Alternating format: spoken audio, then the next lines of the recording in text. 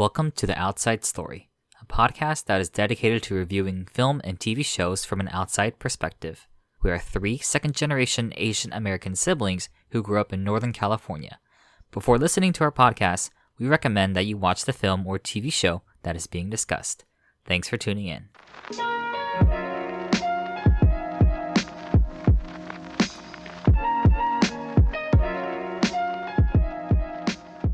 Hello and welcome to The Outside Story, a podcast on TV, film, and media from an outside perspective. I'm one of your hosts, Larry, joined by my two co-hosts. Hi guys, I'm Jessica. And I'm Jonathan. And today we will be talking about Parasite, released last year in 2019, directed by Bong-Joon Ho. But before we begin, we will start with our latest segment that we introduced not too long ago, a few podcast episodes ago, Sibling Wars. Jonathan, go ahead. Yeah, so this week for Sibling Wars, we watched a short film by Wong Fu Productions called A World Away. The reason why I wanted to introduce this, or I wanted to share this with you guys, was because I feel like, in my opinion, I really like Wong Fu, but I feel like some of their stuff is like, it's like hit or miss, you know? Like, it's either really good, or it's like, okay, that was fine. Like, it's kind of average, you know? And so this one I felt was really, really well done, and it was released like, I think like 15 or 16 years ago. What? No.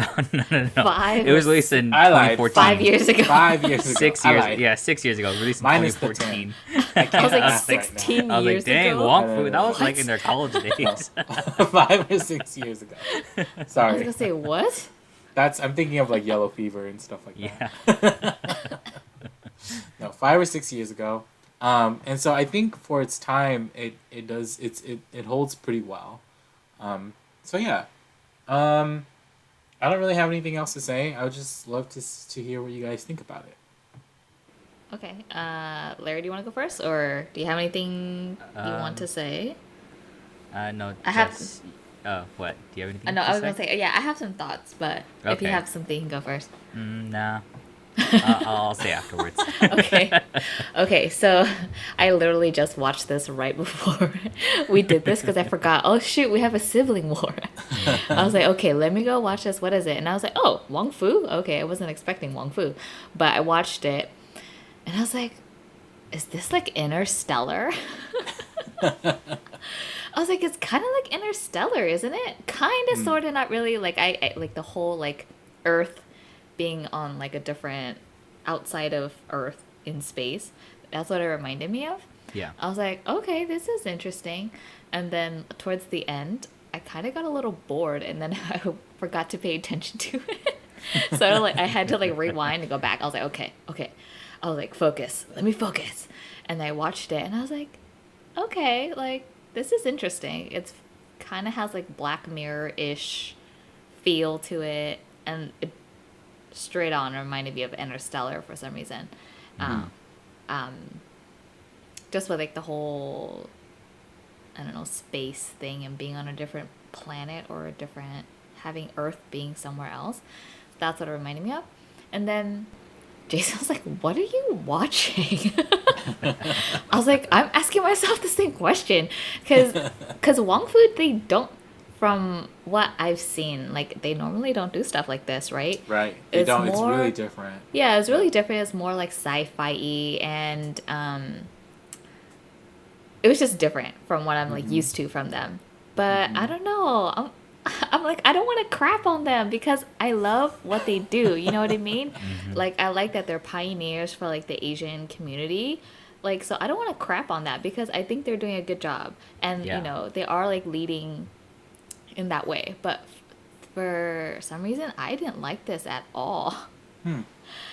I think that Wong Fu, they have good stories, but I just don't know if they know how to like portray or convey it well through film. Because I feel like sometimes the writing is really cringy or really cheesy. I don't know what it is. Like, I don't know if it's just their writing and they just can't get it from like story to writing. Mm. But yeah, I'm like, I love the message they're trying to convey, or the story they want to tell, but sometimes I feel like the writing isn't that great. Hmm. I'm not saying that I'm the best writer or like a great writer, but I feel like, I don't know, like I don't know their process for like writing and like revisions and having other people look at it before like they decide that they want to, like film something. So like that really, yeah, I was just like, okay, I don't know if I really like the writing in this. And I feel like sometimes like their writing is a little cheesy, like in some of their Mm-hmm. stuff. I mean, sometimes they do it purposefully, but sometimes I feel like it is a little cheesy and a little cringy at times. I don't know if it's like the way the actors are portraying it or if it's the writing. Like, I don't know what it is. Um, but yeah, and then like throughout the short, when, because I feel like for like narration, like when you're narrating something, especially like memories, would have been nice for to see the characters actually flash back to that memory of them being together, and not just like one scene of them, oh, of the girl, and she is now doing things that they used to do together but they don't anymore. Does that make sense? Mm-hmm. Mm. It's like, Yeah. say I have a memory of us being together at XX location and we were doing this and that. Like, I think it would have been nice to actually see the flashback instead of just Mm. narrating the whole flashback. Does that make sense? Or the whole memory? Mm-hmm. Yeah. No, That's that what makes I feel. perfect sense. Yeah. Yeah, because I'm like, I don't know. I feel like that happens a lot when you, in movies and TV shows, when you narrate or think or reflect back on a memory. Like, you always see flashbacks of what was Yeah. happening. Yeah. And So, I think yeah. just something on that. I think that like usually though, like in my opinion, like sometimes they use that as like a tool to mask like bad writing. You know what I mean? Yeah. Like if the writing is bad, then they have to use those kind of like they have to like use those like clips to like mask over like the really bad writing, I you don't know? think, But then yes, Like if B yes, it's roll. like no. Like they're using B roll to mask the not writing. B-roll. Like I think about like those really those really bad documentaries on TV where like they're like they're reenacting like crime stories and stuff like that. You know. Oh Mm-hmm. yeah, yeah. Yeah. Yeah. Remember we were watching one At when mom and dad's house. yeah, and then like it was really bad. Like the Yeah. acting from like the reenactments were really bad. Yeah. Um, like I feel like if something is well written, then it can captivate like the listener in such a way where you don't need that, like I think of Haunting of Hill House and the very first opening monologue from the woman who tells the story of her seeing her dead husband, like that was so well written and so well acted that like it didn't need a Like a it didn't flashback. yeah, it didn't need a flashback. You didn't need to see it. Like you could use your imagination to figure out like what was happening. You know. Yeah, but I feel like for this, like without that, all this, like the whole film or the whole short seemed very monotonous. Yeah, like It the was just like, actors and the meh. writing, they just didn't captivate me, like as Yeah. they did in Hill House, for Hmm. sure. But for this, like it was just like, I remember watching this. I remember watching this when it first came out. I actually liked Oh, it okay. then, but I don't like it now because I've seen Oh so man. much. You've seen so much more. In those six years, you see so much more, and I'm like, you know what? I think I've seen way better from them. Hmm. And this is just a product of their. This is just a story that they've done way back when. It's just part of their journey. Whenever you're in creating something, you always Yeah, see you want like to create Mm-hmm. new things, you know what I mean? And try out new yeah, yeah, things because you yeah. never So know what could they were happen. Yeah. experimenting, which is great. But like yeah, this just what they were trying to go for just did not was not very captivating. It just was Hmm. just like what do you like, Yeah, I was huh? like, Like, especially wait. the guy. The guy was so like droning and like his narrating was so like dead to me.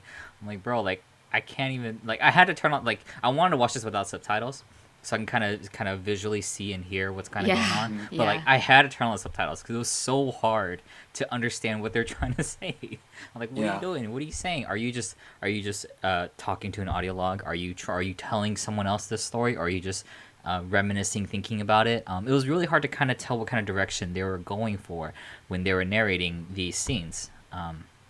Yeah, so I just didn't like it just because I just felt like I couldn't understand what was going on. I couldn't hear it, and so yeah, I know Jess, you don't want to crap on Wong Fu, but I will definitely crap on Wong Fu this time because I'm like Yeah, I was like, this is one of their yeah. I was like, really bad ones. This is I was another like, bad I'll one. give them grace because it was like what 6 years ago, and Yeah. obviously they have improved.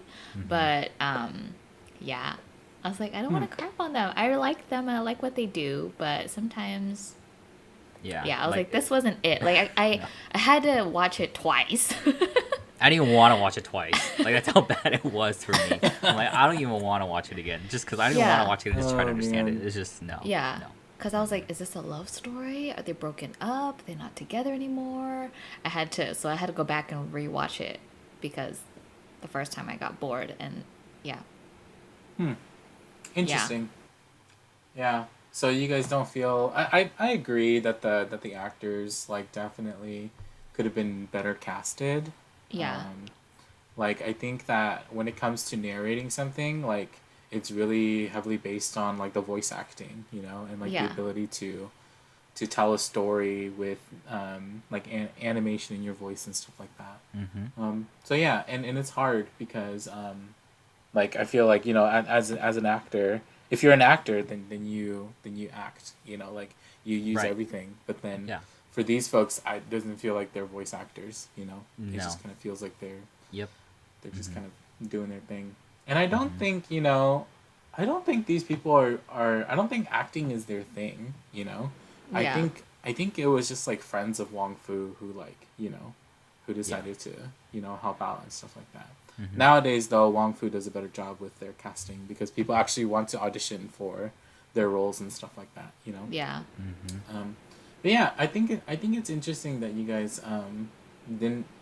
I felt like the story was okay, you know, like Yeah. it's definitely a love story, and like the title of the short is called A World Away, you know, and it's about like I don't know, I got a lot out of it like from listening to it, you know, and so I think it's definitely peculiar, I guess, that when you guys listened to it or watched it, like you guys didn't get much from it. You know, like you had to guess what was happening. I was like, it's pretty clear to me, you know, like what's happening Yeah. here.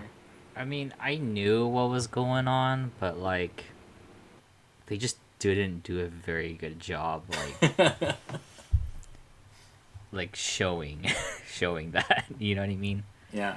Yeah, I just Yeah. Yeah, like I think it has a very good setup. It has a very good story, very good setup, but like just the delivery was just threw me off so bad. I'm like, yeah, like Yeah. I would have liked it more if they did more, or Yeah. like maybe they just did it in another, like in a direction I just didn't like, you know? Yeah. Yeah. Yeah. I think that like the visual effects for sure, you could tell they're a little dated.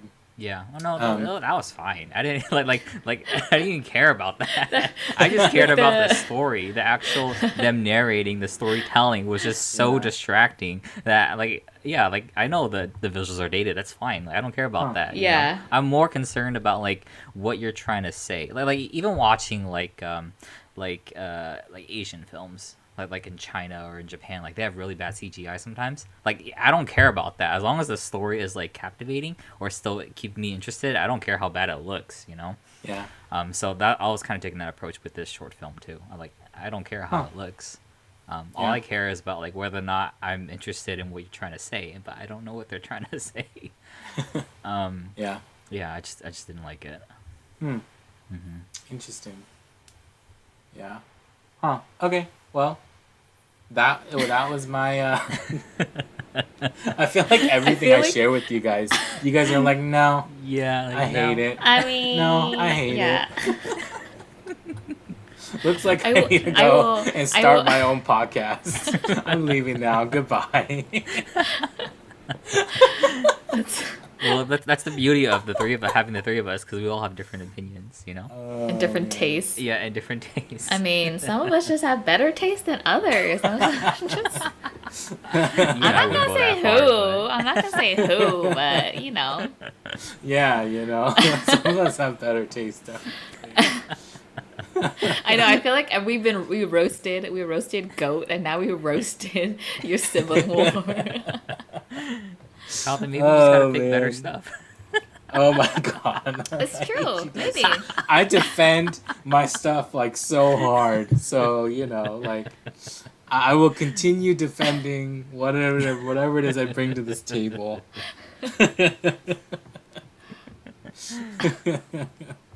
So funny. Man. Anyways. Okay. Yeah, so anyway, watch the short film for yourself. It's only 7 minutes and 40 something seconds or something like that. And tell us what you think. Did you hate it like Jessica and Larry? Or did you think it was amazing? I mean, I don't think it's amazing, to be honest. But it is a short film that I continue to actually go back to. It's a short film that I continue to go back to and watch every now and then, because I feel like the style of it works really well for people who like don't have a high budget, I guess. You know what I mean? Mm-hmm. Because all it is just like it's dependent on the writing. It's dependent on the narration. It's not dependent on like The visuals. like the visuals or what you're necessarily seeing. Like like these are the things that you can actually do for really cheap if you're good enough, you know, like if you write well enough, if you have friends who act well enough, like you can do stuff like this, you know, and put it up and it's good, you know. Or, you know, you can write bad and have bad acting friends and put it up and it's bad, you know. But I think it's Wong Fu over and over again like continues to show us that like small production companies like can do it, you know, and can put stuff out and it could be bad or it could be good, you know. But it's also all a journey for like artists to continue to to do better and to challenge themselves. Yeah, definitely. Right. I mean, can I add one more thing? I Yeah. mean, I definitely think they've like improved a lot, like visually. I don't know if I would say improving writing wise, because I mean, look at Yappy. I mean, Yappy wasn't bad, but then I It's not saw the one of, best. yeah, it's not the best either. But I recently saw one of their short films that they did. I think it must have been in like Toronto or something, where this guy like he's an Uber driver and he picks up this girl who just came back from a job interview. And I'm like, okay, like visually stunning. It looks great. But writing, I'm like, I still feel like it lacks a little bit. Like I think it's just the way it's written.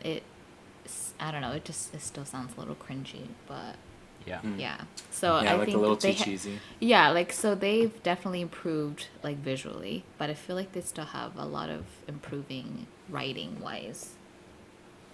Yeah. Yeah. Anyways, but I love you, Wong Fu. Don't hate us, okay? Don't hate us. All the Wong Fu fans are gonna.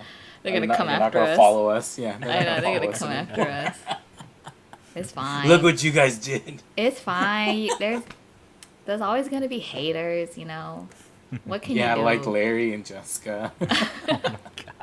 When I still love them. I'm so proud of them for what they're doing. Okay. I don't always have to be the biggest fan of everything they do. Yeah, because like Yeah. sometimes, like, even BTS, you know, sometimes they don't release good songs. You know what I mean? I mean, look at their old stuff, like 2013. That stuff was cringy as hell. Okay, I cannot sometimes I just cannot watch their old music videos. I'm like, okay, skip. I can listen to the song, but I cannot watch the music video. Yeah. Anyways, Yep. so See? Yeah. everyone improves. Everyone improves. Everyone improves. Okay. I agree. Yeah. We'd like to hope so at least. Yeah, I was gonna say that's the hope. Yeah. Yep. That's it for Okay. Sibling Wars. Okay. All right. Let's All right. get into Parasite. Okay, so as I said before, Parasite was released last year. It's a South Korean film directed by Bong-Joon Ho. It won the Palme d'Or unanimously. Uh, Recently, I think it won like an ensemble cast award from the For Screen Actors Guild Awards. Is that correct? They did. Yep. First foreign language film to ever win the best ensemble. Yes, which I am very very proud of. I definitely I'm glad. They definitely deserve it. And it's up for several Academy Award nominations. So if you haven't seen that episode yet, please check it out. And Oscar awards, you mean? Yeah, Academy Awards, Oscar Awards. They're kind of the same thing. They just like to crisscross those terms. But yeah, so before we kind of get into talking about like our thoughts, I'm kind of give like a quick synopsis of the film, just to kind of remind all the listeners, the viewers of the story, and also to kind of keep everyone up to date, up to date with what the story is about. Okay. All right. So, the story follows the Kim family, consisted of the father Kim Ki-taek, the mother Chung Suk, the daughter Ki Jun, and the son Ki Woo. The four live in a small basement apartment, working low-wage odd jobs, and they struggle to make ends meet. One day, Ki Woo's friend arrives with a parting gift, a scholar's rock that is supposed to bring luck and wealth, and his friend tells him he is going to study abroad. He offers Ki Woo to take over his job as an English tutor for the wealthy Park family's daughter. When Ki Woo is hired, the rest of the Kim family follow his plan to gradually integrate themselves into the Park family's household, posing as unrelated workers. Ki Jun is an art therapist for the Park family's son, Ki Taek is a driver for the Park family's father, and Chung Suk replaces the Park family's housekeeper. The Park family leaves on a camping trip for the son's birthday. The Kims relax and enjoy the luxuries of the house, when suddenly the housekeeper returns to claim something from the basement, revealing a secret bunker many families built during the Korean War. In the bunker resides the housekeeper's husband, Gun Se, who has lived there for several years hiding from loan sharks. The housekeeper begs Chung Suk to keep it a secret until the rest of the Kim family accidentally reveals themselves. The housekeeper threatens to reveal them to the Park family, which leads to a fight. The Park family calls the house, telling Chung Suk they canceled their trip due to the rain and will be returning shortly. The Kims force Gun Se and the housekeeper into the bunker, with Chung Suk kicking the housekeeper down the stairs when she resisted, suffering a head injury. When the Parks return, Mrs. Park tells Chung Suk her son was traumatized a few years before when he saw a ghost emerge from the basement. While the other three are hiding, Mr. Park comments that while Ki-taek's driving is commendable, he has a very distinct, disturbing smell. The three eventually escape, but find their apartment flooded by the heavy rain. They save what they can, including the scholar's rock. The next day, Mrs. Park throws an impromptu birthday party for her son and invites the staff. Ki Woo returns to the basement bunker with the scholar's rock, but is ambushed by Gun Se, who strikes at Ki Woo with the rock. Gun Se escapes the bunker and rushes into the party, stabbing Ki Jong. His appearance triggers the son's traumatic memory and causes a seizure. As Ki Taek rushes over to stop Ki Jong's bleeding, Mr. Park yells at him to drive them to the hospital for his son. Ki Taek tosses the car keys, but it lands under Gun Se and Chung Suk's struggle. When Chung Suk kills Gun Se, Mr. Park picks up the car keys but reacts to his stench. Ki Taek observes this and stabs Mr. Park before fleeing. Weeks later, Ki Woo wakes up from a coma. He is sentenced to probation for fraud along with his mother. His sister, Ki Jung, died from her wound. Gun Se's motive was unknown, and Ki Taek is missing. One day, Ki Woo goes out to the Park former's mansion and observes a flickering light in Morse code. He decodes the message and discovers his father is living in the bunker. Afterwards, Ki Woo promises to earn enough money to purchase the mansion and free his father. So good. Such a good film, you guys. Mm-hmm. Such a good film. I thought you were talking about the synopsis. I'm kidding. I know. Still such a good film. Such a good film. Anyways, yeah, I'm curious how you guys heard about it, because I heard about it because I was really craving like really good films to watch last year, and so I saw like, okay, Parasite seems to be super hyped up. It won like, Palme d'Or. I'll check it out. Yeah. And I watched this around the time we were watching The Farewell. And so before we recorded the podcast for The Farewell, I watched this film, and I was like, holy cow, we got to do an episode on this film. So Yeah. yeah, so I'm curious how you guys heard about it. I think I heard about it through Twitter too, because I follow a bunch of like magazines, like film magazines, and like just things like that. I think it was like either the Hollywood Reporter or Variety. Pretty sure it's Variety, and they posted something about the Cannes Film Festival and how Parasite won. I'm like, that was very intriguing. I'm like, okay, a Korean film won like the highest awards. I'm like, and then I started to check out the rest of Bong-Joon Ho's, like his the films he's done, and I have seen Okja, which is on Netflix, and I really liked Okja. So I'm like, oh, okay, this is interesting. Like he did that, so Parasite must be good too. So yeah, after I think we talked about it, I think it was pretty similar to what you're saying, Larry. I watched it after we watched The Farewell. Yeah. I watched like, it was like a really tiny screen, and this, I don't even know if the subtitles were correct, but I'm like, I think I get the gist of this film. Yeah. Yeah. Yeah, that's how I heard about it.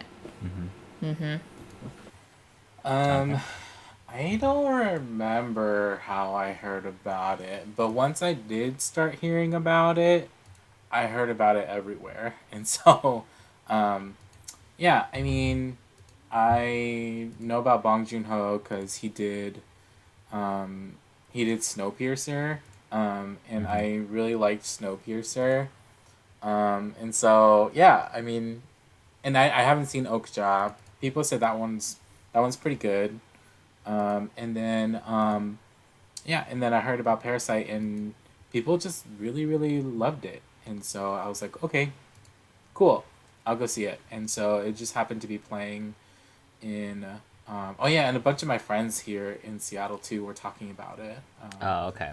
Yeah, and then a bunch of them were gonna go see it um, like on opening night, like on a Thursday or whatever, and then like completely sold out.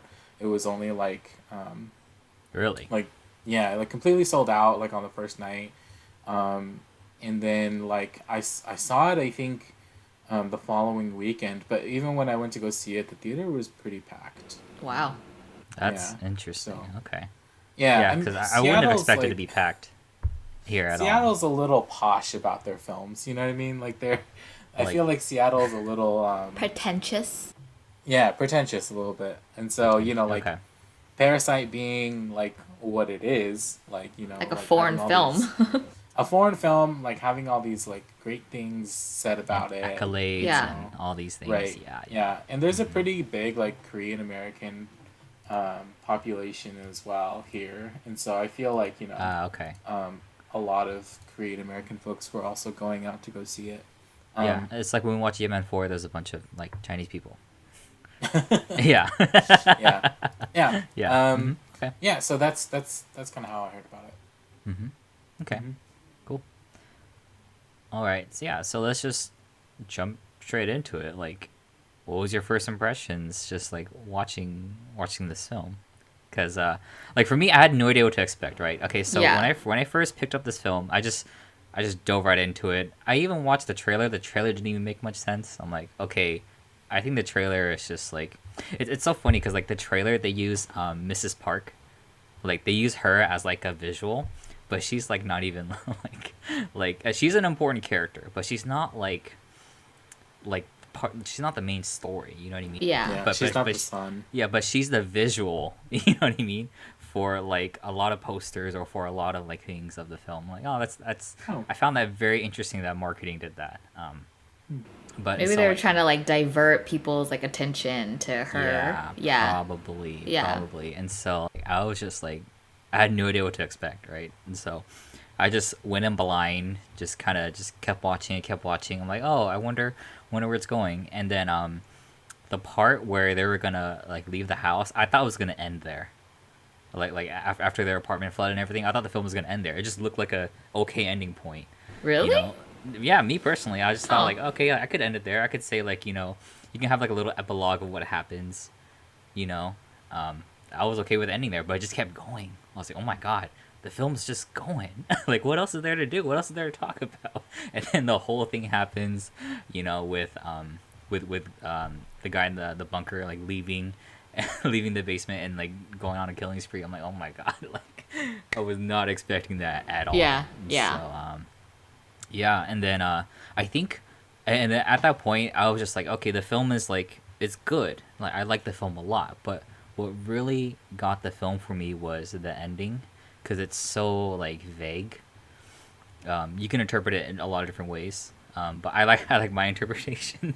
So that's what really made the film for me. Cause like no, cause like legit, I was watching it and I'm looking at it like no, like I swear like that's what they're trying to say. That's what he's trying to say. Just because there's so many like film elements to the very last like 5 minutes, the part where Ki Woo wakes up from his coma. There's so many parts in that small little epilogue, so many different elements that add to it that just make me think that okay, I think this is exactly what the director is trying to say. But it's like so subtle that I don't think a lot of people might pick it up at first, you know. So yeah, like when I was watching it again the second time, I was like, for this review, I'm like, yeah, like I'm really excited. I was really excited to watch it again, and I still love this film. This film was really really good. Yeah, I agree. My first impression, I thought it was very clever. Like the story, the writing was very clever. Yeah, that was my first impression. I went in kind of blind too. I think I watched the trailer once, but I kind of didn't really pay attention to the trailer because then I read afterwards that, oh, don't watch the trailer. I'm like, it's too late. I already watched it. Yeah. But I didn't really pay attention to it. So I kind of went in blind too. And yeah, I was just so intrigued. Like the storyline, like I didn't know where it was going, and like how like the family kind of just like inserted themselves into the Park family was so clever, writing wise. And then towards the end, like everything just took a turn, and I was like, oh my god, what is happening? And then the ending, I'm like, I don't. We'll talk about the ending, but Yeah. like the ending was just really like heart wrenching, because you're like, oh man, like it, like you don't you what you wanted to happen, like what they were like kind of like revealing or showing, like you wanted that to happen for like the son to like save his dad, but then it goes back to the son at at their like really their basement apartment, and you're like, dang. You're just like all like you feel like all hope is like lost. So yeah, those are kind of my first impressions of the film. What about you, Jonathan? What are your thoughts? I thought that the movie was like way too overhyped for me. Like people were saying all these things about it and saying all this, and so then I came out like after I watched the film, I was like, yeah, that was good. You know, like really good film. But then like I think just having everybody color my expectations for it was too it was too much, you know. I think I would have liked it better if nobody told me anything about it and then I just went in and saw it, you know. Um, but I mean, like I didn't know anything about the film going in. I didn't want to look up the story or anything like that. I knew the only thing I knew about it was that it was about classism. That's the only thing I knew about the film going in. But yeah, first impressions, I thought it was a really good film. I thought it was really well done. Um, yeah, that's all my thoughts. Okay. Okay, so here's one thing, because I remember when I first mentioned the film title name to you, Jonathan, Parasite. You're like, you think I'm talking about the Japanese one? I'm like, no, I'm not talking about the Japanese anime Parasite or the live action adaptation of it. I'm talking about, the Korean film Parasite. So why do you guys think it's called Parasite? Because even I don't have the greatest answer to this question either. So I mean, like if you think about it like scientifically, like what a parasite does to a host. Like it kind of just like someone can correct me if I'm wrong because science is not my my best subject, but like it kind of just like hooks on to like something, like it Like needs a a host. host. It needs something to like leech onto. Mm-hmm. So I kind of think that's why it's called Parasite. Someone can correct me if I'm wrong, or if someone else, if they have a different opinion, like they can tell me or say it. But yeah, I think that's kind of what it is. Because like what you see in the film is like the parallels between the rich and the poor.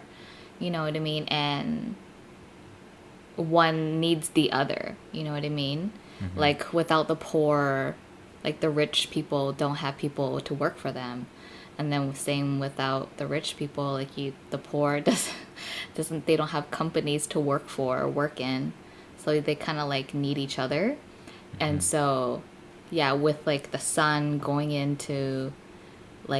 for this job and then realizing like, oh, this person needs something else, like why Mm-hmm. don't I insert and recommend someone I know to also like latch on to this thing that we need, which is money basically, Mm-hmm. to survive. I don't know, maybe I'm just rambling on, I don't know what I'm talking about. Hmm. What do you think, Yeah. Jonathan? Yeah. Yeah, I mean, I agree. I think the film is called Parasite because like the Kim family kind of represents this um, like this idea of parasites that need like a host, and the Park family ends up being that host for them. Um, and like Jessica said, in nature, like parasitic relationships are sometimes symbiotic in that like both parties benefit from the Each other. parasitic, yeah, they benefit Yeah. from the parasitic relationship. And I think that that's kind of like one criticism of classism in this film is that like like this is what sorry, not classism, capitalism. It's a criticism of capitalism in that it's saying that this is what capitalism does to people. It like turns us into parasites, in that like we like start to depend on one another, in almost unhealthy ways, and we kind of see that also with the when they got rid of the housekeeper, the original housekeeper in the film, Mm-hmm. like it's as if um, like the host could only have like one parasite group of parasites with them. You know what I mean?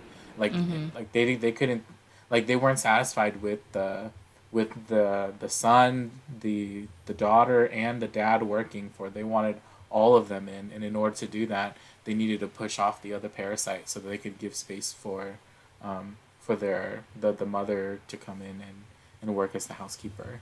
Mm-hmm. And so it's just kind of this kind of like sad sort of like reality, that like that there's only so many hosts, you know what I mean? Um, and and the poor folks as parasites kind of have to find that, and if they can't ever find that, then there's almost no way they could survive, you know? Mm-hmm.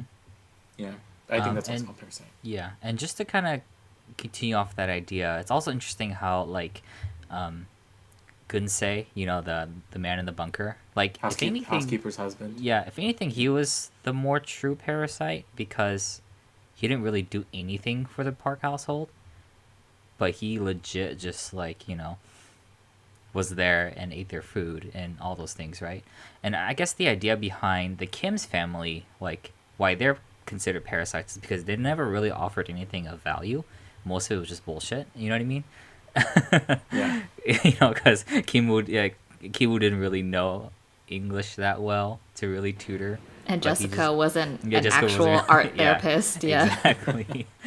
And I guess well, the father did drive, but it wasn't like Yeah.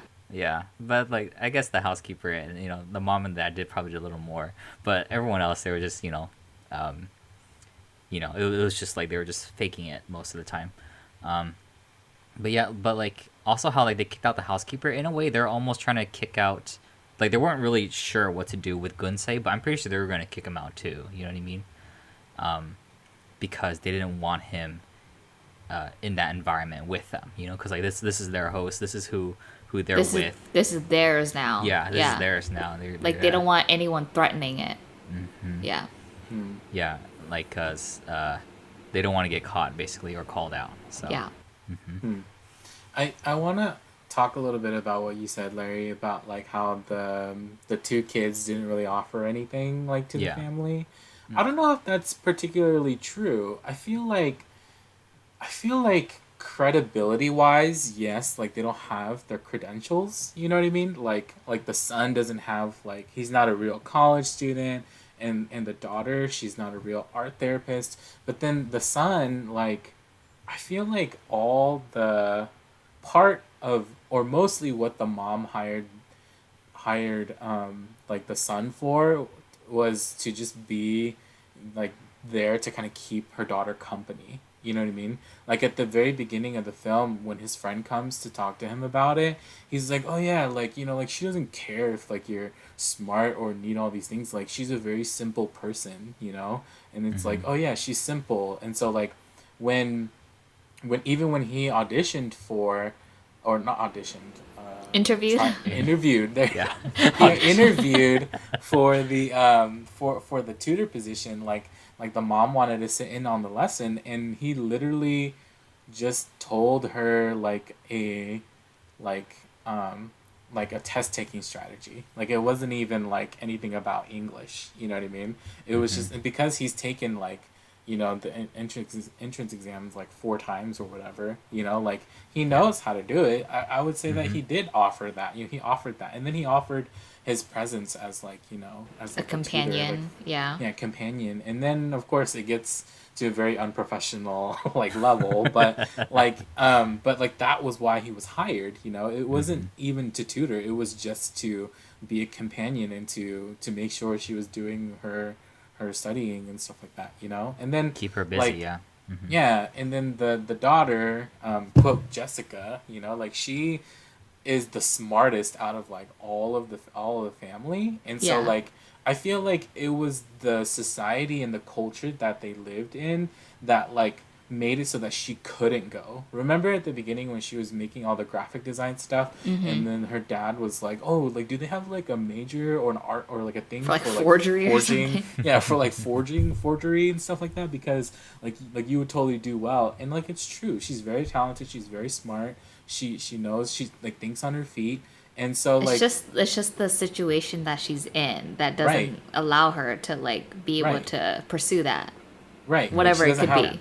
Higher right, she doesn't education, have the whatever. credentials. Yeah, she doesn't have the credentials, but she's able to still like still again be there for like the youngest son, something that like the mom is not even there to do, you know. It's almost as if she's trying to hire them so that she doesn't have to be a mom, you know. um and I think that that's what they offer, you know, even though it's like kind of done in this like dark comedy sort of way, right? Yeah. Yeah. Right. But I think that is still true, that they offered their companionship to Yeah. that family and to those kids. I kind of have a comment on the thing you just said about the mom, like just hiring them because like she didn't want to be a mom. Like I get that, but then I thought it was also very interesting how they portray the family, like the Park family, because they're, you know, they're rich, and most portrayals of rich families, like I feel like parents are always off and distant and doing their own thing and never with with the kids. But I feel like with the youngest son, like they played with him, they like you know, all the shenanigans that he would do, the crazy stuff he would do around the Yeah. house, like they would be okay with it, and they would actually like play with him or like be into it, you know what I Yeah, mean? yeah, And yeah. like let him do it, which is I thought was very surprising to see on screen. Like I didn't think they were gonna like show something like that. So yeah, I don't know. So I kind of I get what you're saying with like, you know, her hiring people to kind of Be there. like be there, but yeah, I also thought it was interesting how they portrayed the family as almost kind of like a loving family, even though, I mean, the older daughter, she's a teenager, teenage angst, whatever, you know, like that's normal. That's normal. So I was just like, okay, whatever. But yeah, especially with the youngest son, I was just really surprised that they did that. Hmm. Yeah. Yeah, I would definitely agree that I think that the dad tries his best to do that, Yeah. Yeah. because he was like, playing with him. They were on the walkie-talkies and, like Yeah. they like played and stuff like that. But Yeah. I feel like the mom like doesn't even try. Like Yeah. that's just me. Like I feel Yeah. like the mom wasn't even like playing with him really, she Yeah. was more like annoyed that he was the way he was. And yeah, like That's true.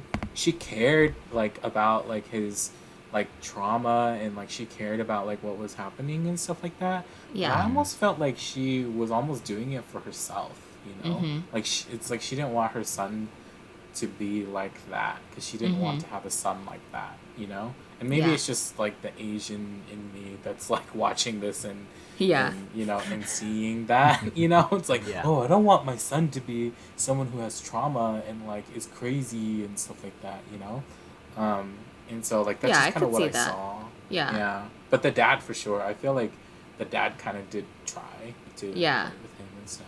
Yeah, Yeah. but the mom, she was like freaking sleeping in the backyard. She was like sleeping in the backyard, and the housekeeper had to like wake her up. Like, like what is that even?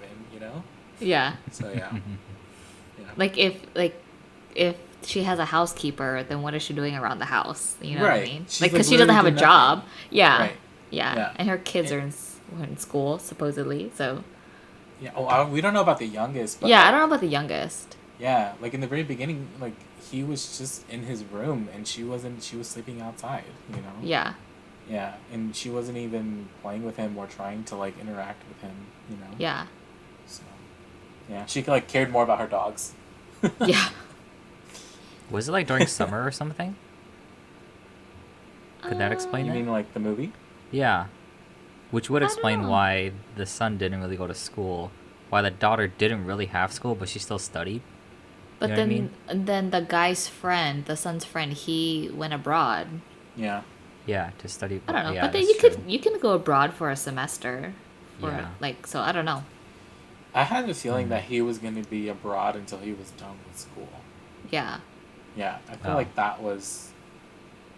Yeah, because it Oh, didn't seem like okay. he was going to come back until he was done with school. Yeah, Yeah. yeah. Yeah, And, that's and the plus, feeling I it's got. hard. It's hard to figure out the time of passage. How long they were there. Yeah. Because it does snow, so it just totally threw out my Yeah, it summer does theory. snow at the end. Yeah. Yeah. Totally It's threw out my probably summer like theory. beginning of fall Yeah. Maybe. when it starts. Yeah. Yeah, yeah, that probably makes more sense. Yeah. Yeah. Because if the friend is going away to school or study abroad. Yeah. Yeah. And then it Yeah. starts to rain, and then it snows later. Mm-hmm. Yeah. Yeah. Okay, so continuing forward, this film is also advertised as like a dark comedy, and there's a lot of aspects to that, which I thought was pretty funny, like how they did it. But like as the connotation of a dark comedy is, it's very like grim, and I think the biggest evidence of that was the scene where they're trying to get rid of the housekeeper. The whole plan is, it almost felt like a heist plan, what they were trying to do to kind of get rid of her, which was like really, really funny because they're all talking about it, how they were planning about it. So I was curious, like, what are some of your things you guys liked about like the dark comedic aspect of this film? On that thing that you were talking about with them trying to get out the housekeeper, I Mm-hmm. felt like that was probably the best montage that I've ever seen in a film, period. Mm-hmm. Um, and like I just want to commend Bong-Joon Ho for like even being able to like film and think of and write like such an amazing montage. Because I mean, like it didn't even click to me that it was a montage until it was done, you know, Yeah, yeah. um, because it just like it just happens kind of so seamlessly, and you're just kind of like, okay, okay, okay, and it's like, oh my gosh, that was a montage because now the mom's working, Mm-hmm. and they didn't have to go through like and film like every single thing, like they just quickly did it and showed us through like the peaches, and showed us through like like through like the scene where like the dad is like talking to the Mrs. Park and trying to explain to her that the housekeeper has tuberculosis, and then he's also saying it. He's also practicing it in their basement home. You know, Yeah. it's just like that seamless like going back and forth and like and stuff like that. Like I think it was just a fantastic montage. So yeah, like that kind of like dark comedic aspect worked really well for that particular montage. Yeah, I think so too. I'm like trying to trying to remember what I liked. I think that was probably like one of my favorite parts too. Just like how you kind of see like everything unfolding. Like first the son, now the sister, then the dad, and then the mom. Like I just really liked that flow of like content or that continuation of like you seeing them integrating themselves into the family. Um, yeah, and then there are like parts where like the few parts that like creeped me out but was like kind of funny too was when the mom, Mrs. Park, she was retelling the memory of like her son like and his traumatic experience with the quote unquote ghost, and and then you see like his eyes pop up, you're like, oh my god. But then it's also like kind of funny too. Yeah. I don't know, so it's like creepy but funny but weird at the same time. Yeah, it's just all these like weird emotions. So yeah. Yeah. So the thing with the housekeeper was that she was allergic to peach fuzz, so she would get like socially like having coughing fits. And so that's the montage how they kicked her out basically. But it was really funny how they brought it up again when they were fighting. You know how Yeah. when they were They like grabbed the bag of peaches in the fridge. He started rubbing it all over her. Yeah, that was really really funny. I was like, oh man, I remember that. So It was like Yeah. funny but also like really sad. I'm just like, oh Yeah. my gosh, this lady could die, you know? Or even like when the old housekeeper and her husband like they finally came up from the basement because they had like quote unquote leverage of like the Kim family of them doing basically bullshitting their way through getting jobs like and then making them stand in the corner with their hands up, which was so funny. I thought it was so funny because I make my kids do that in timeout. I was just like, oh look, they're in timeout. They're like and then like you just see them like talking, like the old housekeeper and her husband just talking, like massaging him and doing all these weird things. I was just like, oh, okay. So like that part was also like funny in a way. Yeah. Yeah. Yeah, and there was some like cultural comedy stuff happening there too because at that time like the old housekeeper, she was also imitating like a North Korean like Like, yeah. newscaster. Yeah. Yeah. And so it was really like I was like, "Oh yeah, like that's probably really funny to like South Korean folks, but like I've never seen a North Korean forecaster or North Korean Yeah. like newscaster, and so I can't I can't Yeah. really laugh that much at it. Yeah. It's like, yeah, sure, that's funny, but Yeah, I I'm haven't really surprised. seen- Like like the thing is like I don't obviously like there's tension between North Korea and South Korea, but like I never know like how bad it is because obviously well they're making fun of them in this film. So like I always wonder like if North Koreans will ever see this film and think like, oh, they're making fun of us, you know what I mean? Yeah. Yeah, I I don't saw think yeah. North Koreans will ever watch this. Yeah, I No, don't. nothing I ever don't think gets so in there. either. But yeah, just I'm like I don't know. Like I would kind of be scared to be making fun of North Korea. I mean, they talk about the 30th parallel all the time, so Yeah. Yeah. So, anyways, Okay, so now the ending. As I said before, the ending was what made the film for me. I thought it was a good film. Then the ending made it to a great film. Yeah, so what do you guys think of the ending? Because it does a lot of throwbacks to like Morse code. Because throughout the film, the Kim family, the father, he mentions that he learned Morse code. I think he did mention it, right? He knew Did he know a little bit, I or did think he it's the just learn it? son. No, The the Oh, son it was the was son. son. the son Okay, was a okay. Boy Scout or something, or was a Okay, scout or That's what I was something. confusing. Yeah. Yeah. Okay. Yeah, and um, so basically in the basement bunker, there's a light switch that you can hit, and throughout the film, Gunsei's been hitting the light to type in a Morse code to pay his respects to Mr. Park, Respect. respect, and then and so the father, or Kim Ki Taek, he does the same thing, and he does Morse code because he knows his son knows Morse code, so he does the same thing to kind of type out a letter for his son to kind of explain everything. And it's a really, really long letter. Like I can't even imagine typing that in Morse code. I'm like, what the heck? I Did you know, type like out every like night. every single night Yeah. he was doing it? Yeah, and then and it's been weeks later. You know what I mean? Since the son since Kiwoo woke up from his coma, and so yeah. So I think the first part of the ending I wanted to address, or the epilogue, was him waking up and laughing. You know, Yeah. I thought that was really, really funny. Just because like it's a lot of like irony, like throughout the whole film. I guess Kiwoo's always had this idea of like if you like, there's always a look you've always had to have when you were like a doctor or a detective or whatever, right? And that's the look that the Parks family had. You know what I mean? Like there's this look of prestige, this look of wealth and status, and then when he sees like the nurse or the doctor and he sees the detective, it's like, what the heck? Like they're so normal. You know, it's like why was and so like I guess in Kiwoo's head he was thinking like, why was I thinking that there's something so special about these people? Like they're not special, they're just normal like me. And so the whole time he was just laughing, and I finally understood that the second time I was watching. I finally understood that. I'm like, oh, that's why he was laughing, because like I thought to myself too, like, yeah, that is pretty ironic, that is pretty funny, because for the whole almost 2 hours you're thinking kind of the same thing too, you know, of this kind of mindset that you might think that, hey, you know, these people, because of their status, because of their wealth, they have to look a certain way, or they are this certain way, and then you see that and it's completely different, you know.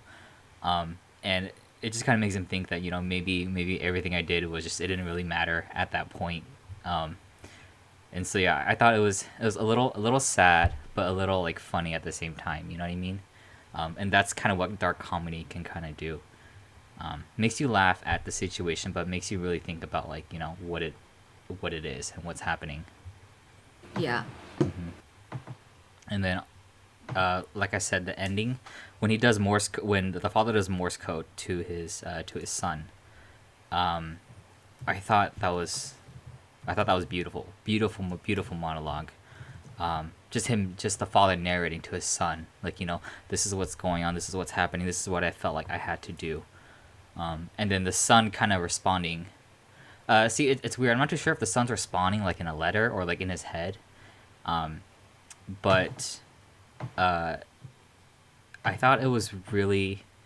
I guess it took me off guard because it was snowing that day when the son was thinking about it. But then the father thought back. You know, like throughout this whole time, you kind of see like a visual montage, right? Of like, you know, of the father saying like, you know, but I know one day, when, you know, when you're here, I'll get up from the basement and I'll see you there. You know what I mean? And it's so hopeful. It's so like, if it ended there, I would have been like, okay, it's gonna be like a really happy ending. You know, you're gonna think that's a happy ending, and then it flips over to the son, and he's like he's still in the basement. It's still very dark, very snowy, and he responds back like, "Yeah, Dad, I'm gonna get you out. I'm gonna do whatever I can to get you out." And it just ends there. And I thought to myself like, yeah, like it's sad because I don't think the son's ever gonna be able to get it. I don't think the son's ever gonna get the mansion to free his dad. Right. And that's like the real sad part of the film and the whole thing, you know, because Kiwoo mentions in his letter to his dad, like, you know, I have a plan. I'm gonna get you out. But we saw what happened when he planned it out, right? We saw what happened in the whole film when he planned things out. It just never went the right way. You know what I mean? And yeah, that's just, yeah, that ending definitely like broke me a little bit. I'm like, oh, that hits you right there in the feels. So Yeah. Yeah. what'd you guys think? I kind of felt the same way like you did with the ending. I thought it was weird that they only got probation. I mean, I guess they only got probation for like fraud and like maybe something else, but I was really surprised that they just got let off on probation. Like I don't know how the justice system works in South Korea. Yeah. Yeah, like I was like, if you did something like that here in the States, would you get jail time? You think? I guess it depends on the Maybe. severity of it. They didn't really like. They didn't like swindle money or Yeah, like you know what I that's mean. true. Yeah, they Yeah, didn't do it's anything more. The Yeah. extreme. That's what the I whole think. context of the situation too, like it just feels unfair if I was the judge of that case to put them in jail. Like it's just Yeah. like they just lost their Their sister daughter. slash daughter. Yeah. They just went through this traumatic thing. Like I wouldn't have made the punishment any more severe than it needed to be. You know, Yeah. like it just seems cruel Yeah. to do That's that. true. Yeah, Yeah. I thought it was interesting that they got off on probation. Like, but then again, you kind of see the timeline, and I feel like from when like the son got his job to like all the stuff that happens in the end, I'm like, could that have just been like a week, right? Like, could everything would could have happened within a week, a span of a week? You mean from the son? The son getting his job to the the daughter like dying and then the dad like killing Mr. Park. Oh, I don't know. Because I feel like it happened really quickly. I mean, like, obviously you don't know unless Yeah. they tell you the timeline, but I don't know, maybe like a Yeah. week or two. Um, Probably. I want to say at least a month. I You don't think think so? I think so. Yeah. Yeah, I'd say at Oh, least a yeah, month. that's I don't think it true was that quick. because, Yeah. yeah, because then like the son's birthday and stuff. Yeah, because they would have talked about that way before earlier. You know what I Yeah, mean? They would have mentioned to Jessica saying like, "Oh, hey, Daesung's birthday is this soon or weekend or whatever." Yeah, something. yeah, Yeah, they would have mentioned it, but they never did. yeah, that's So true. I say at least a month.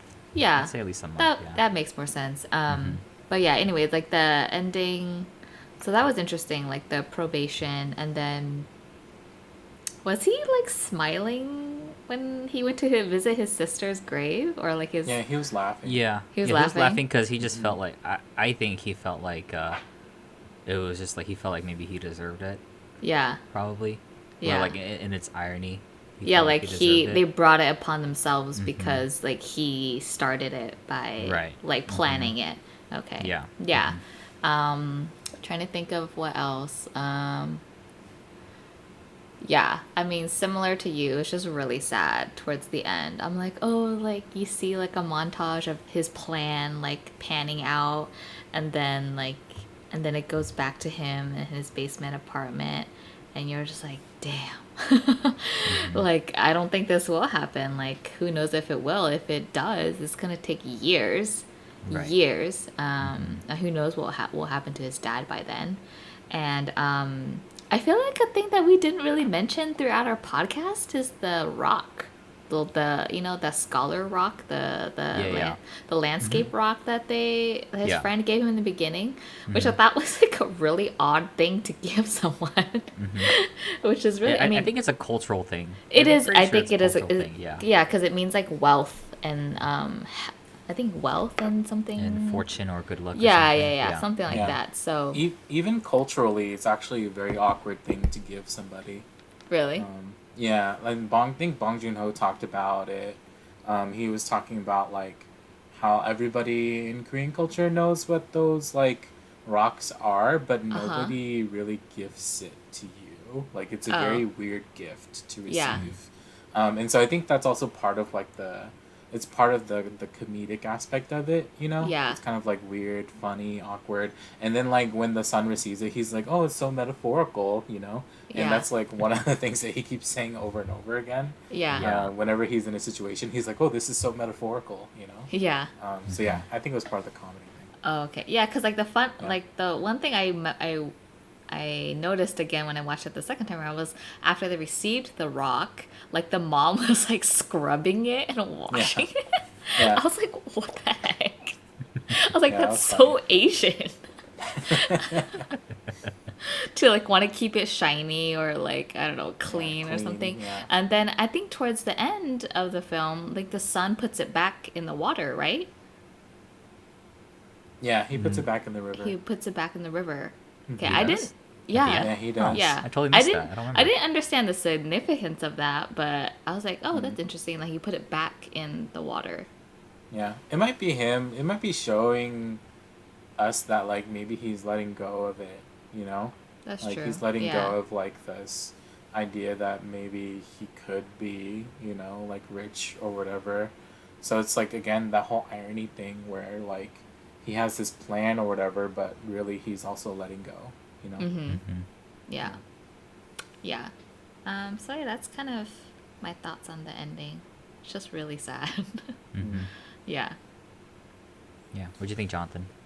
Um, I really want to be hopeful, but the more I watch it, the more I realize that it's not happening, you know? Yeah. Um, Yeah, I yeah, really but wanted to. Trust me, I really, really do. yeah, Yeah. You're I like really rooting want for them like throughout the whole to. film, you know what I mean? Cuz Yeah, like you just think about like the issues of like and like social classes and it's yeah, just like you want them to be able to achieve their dreams and their goals and to right. be able to take care of their family and things like that. So that's why yeah, it's just really sad. Yeah. Yeah, and so like I think at first I was like, oh yeah, like it is hopeful, like something could happen, but I don't know, like it's just I think it's just trying to show us like the reality of it, that as long as like there is this sort of like capitalism thing happening, then there is almost really no hope for like poor people, to like climb up the ladder and stuff. Yeah. That like this kind of symbiotic parasitic relationship is just going to have to continue to like that's the only way, to really survive in the in that in a culture that really values class and capitalism, yeah, so I think it's really sad.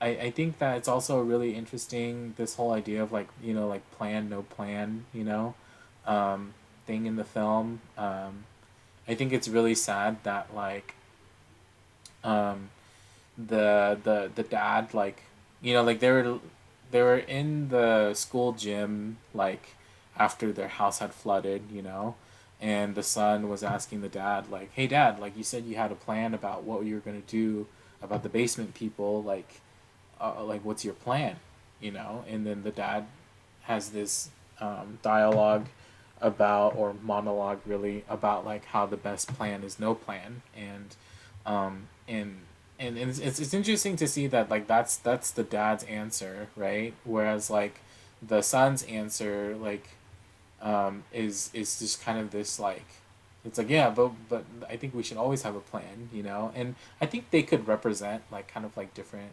um, like reactions or ways to feel like or to different like ways that people react to like how to get out of out of that system and stuff, Mhm. but like I just don't I just think that it's sad that like that's the case, that there is no way, um yeah, yeah, I mean I think overall the ending is what it is, and I really want it to be hopeful, but I also understand that like it's painted in such a way that it's not, and that it just kind of shows us it's not trying to give us a redeeming storyline, it's just trying to show us the reality of life, Hmm.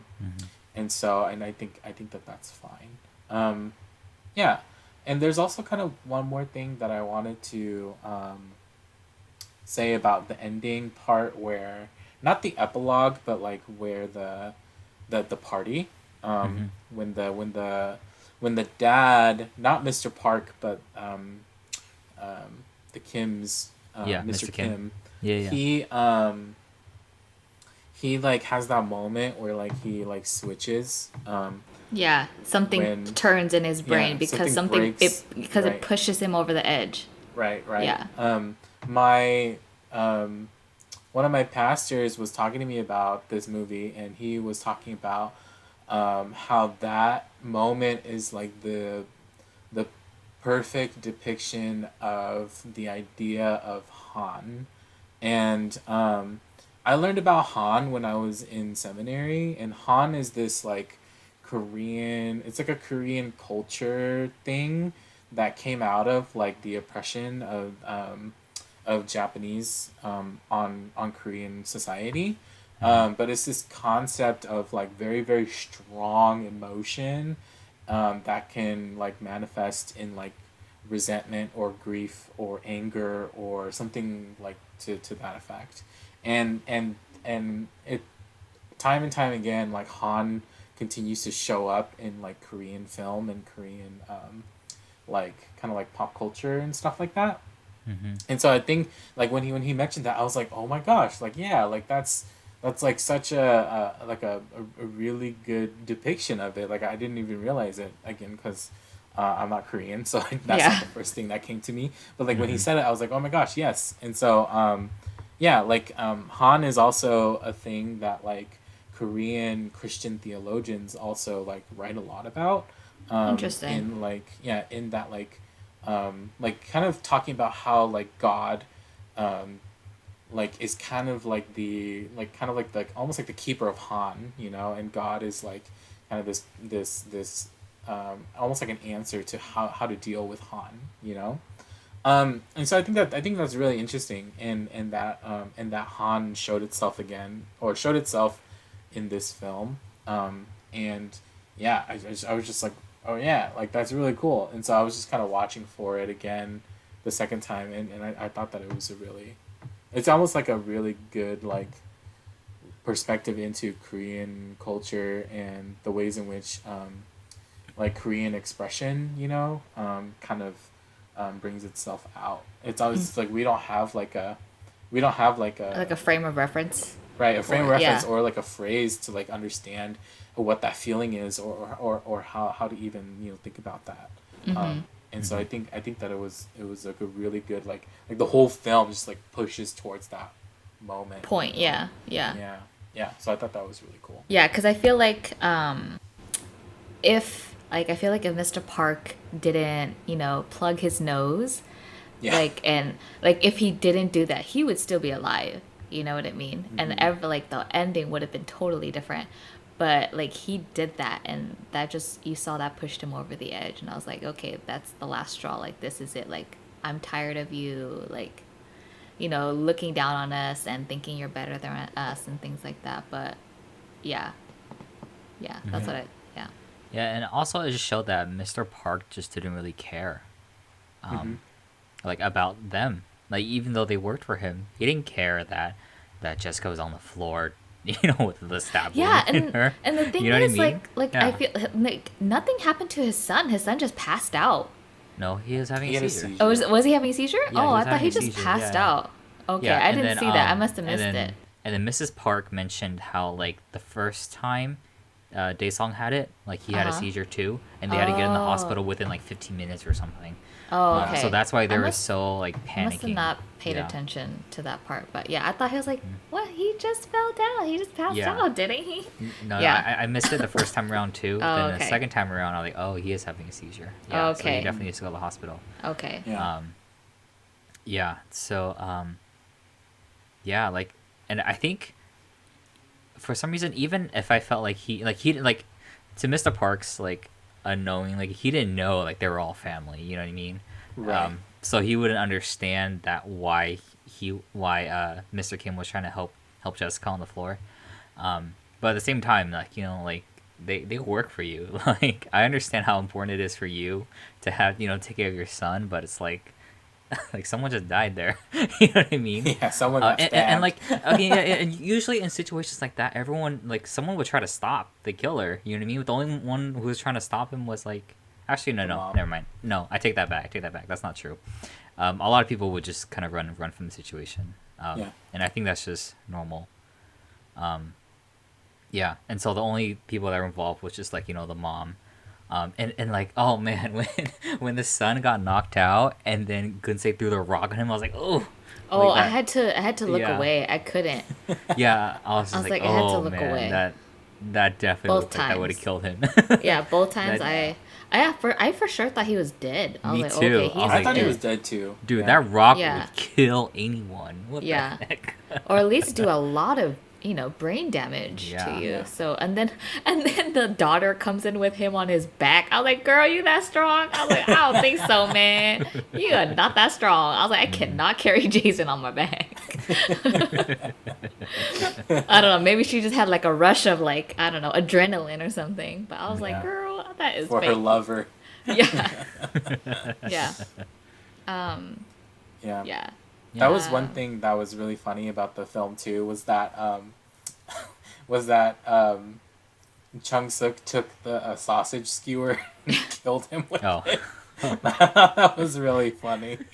With the sausage still on there, all the food. Yeah, And then she the was dog just comes and like eats. Yeah. Oh that man. was funny. Yeah. Yeah, and it was Um, so sad when Ki Jong died, when Jessica died. I was like, oh, like Mm, that was just so sad. Like I had a feeling that was gonna happen, but it was yeah. just really sad. A sad moment. Yeah. I think I feel the most for the old housekeeper actually. Like I think I feel the most for her because she like when she died it was super sad. Like she was like trying to free her husband, from like yeah. the thing, and then she's like, "Oh, I can't help you. I'm so dizzy. I don't know why I'm so dizzy. I can barely see you." I'm just like, "Oh my gosh, that's so sad." Like she Yeah. had gone there trying to basically free him, and then now she's like gonna die because of it. And Yeah. so Yeah. I just thought that was so sad.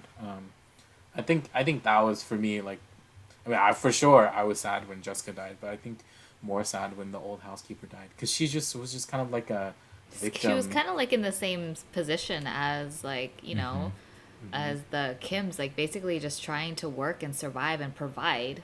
Yeah, Yeah. I feel like she Yeah. was in a worse situation than the Kims because Yeah. the Kims didn't have loan sharks coming after them, Yeah. but like when the old housekeeper came back and she had like all these injuries on her and stuff, I was just like, oh shit, like that's so real, like people are trying to get money back from her and she doesn't have it anymore because she lost her job. Like that's just so real, like literally any of us, like if we lose our job, like we could be in the same position, Yeah. as she is because like I have all this debt that I need to pay, you know what I mean? Like and Yeah. so does a whole bunch of other Americans, you know what I mean? Yeah. Like we just have all this stuff and all this kind of like debt that's like behind us that like if we just lose our jobs then we kind of lose everything, Yeah. and so Mm-hmm. yeah, it was just really sad to see that she was a victim of that. That yeah. And Hmm. like something else that came to mind when you said that was when it was raining and then they go home and they see that their house is basically like underwater, and then you see the dad like trying to grab like things that are like that are valuable, but like being in that type of situation and being like, I guess, like poor, like it's almost like, what do you even have to like save? And Hmm. like he didn't have much to save, which was really sad to like think about. Yeah. And like you see like him saving his wife's like medal that she like won, Hmm.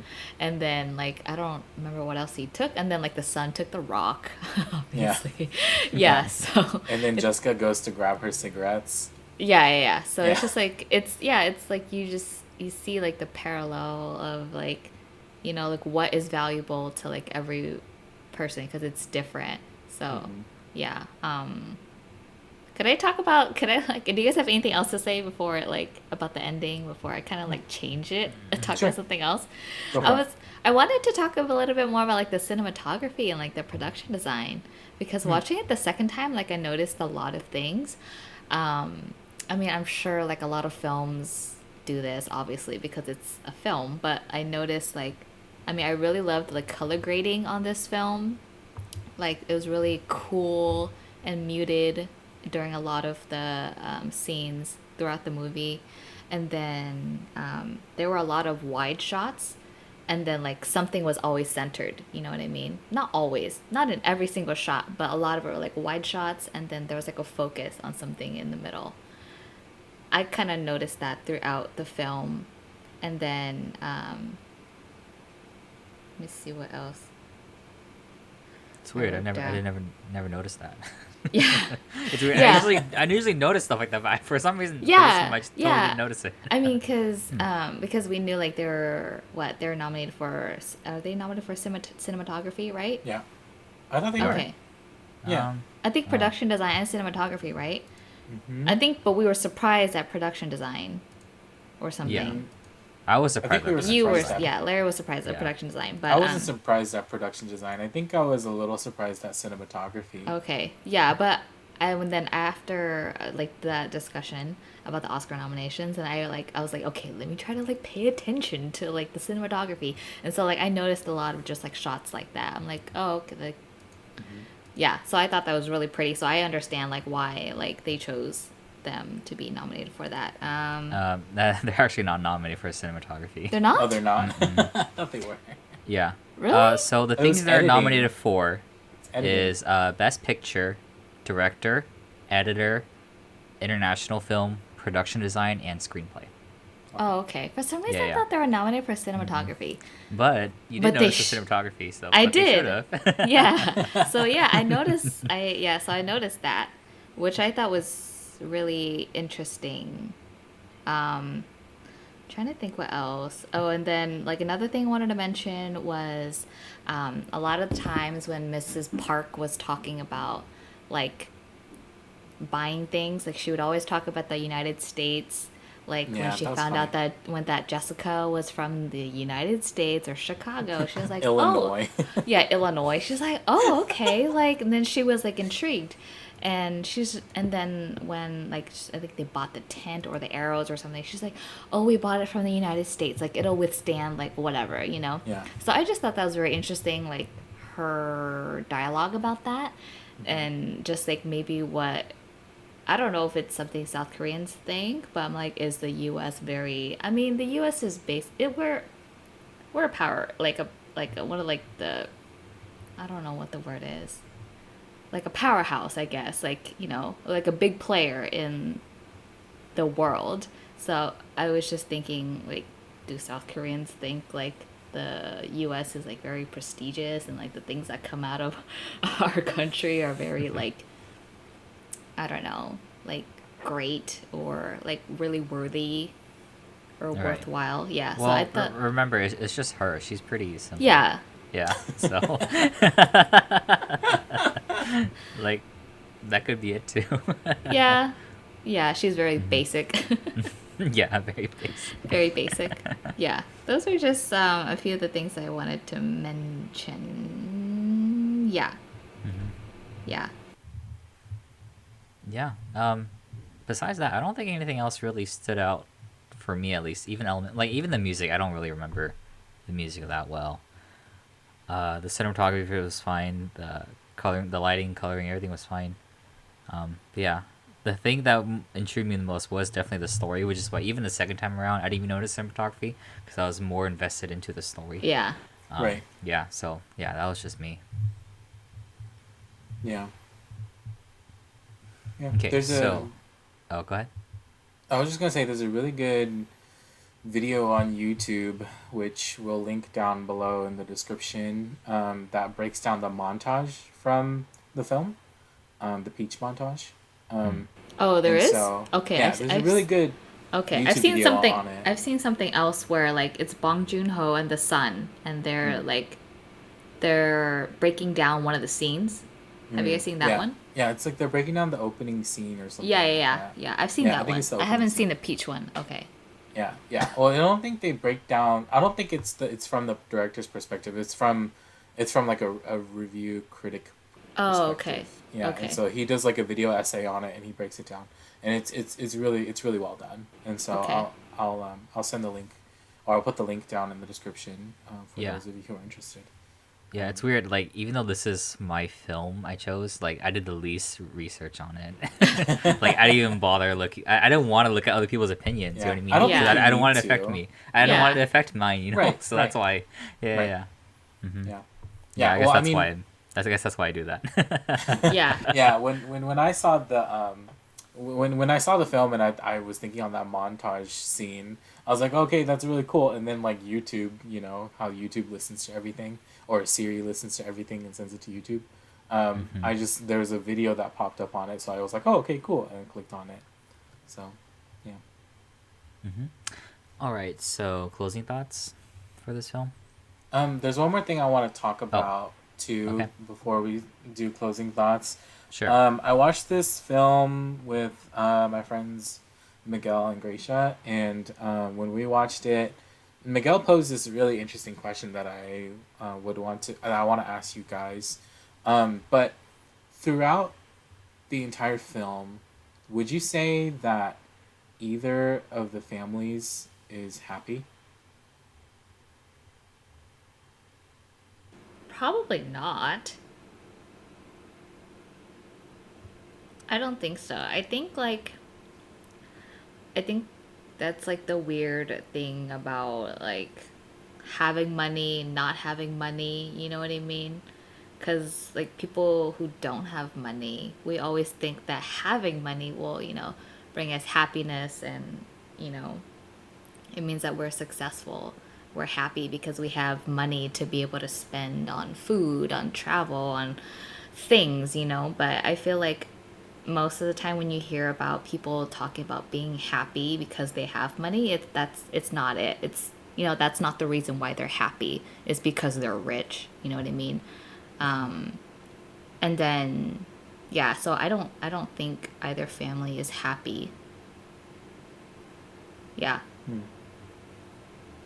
I kind of wish you posed this question before we started this review, because I have to Why? Just really think why about don't you it. just cut it and then put it in the beginning? Because I have to really, really think about it. Because like I was thinking about it the whole time when Jessica was explaining it. I was like, oh man, were they? Are they?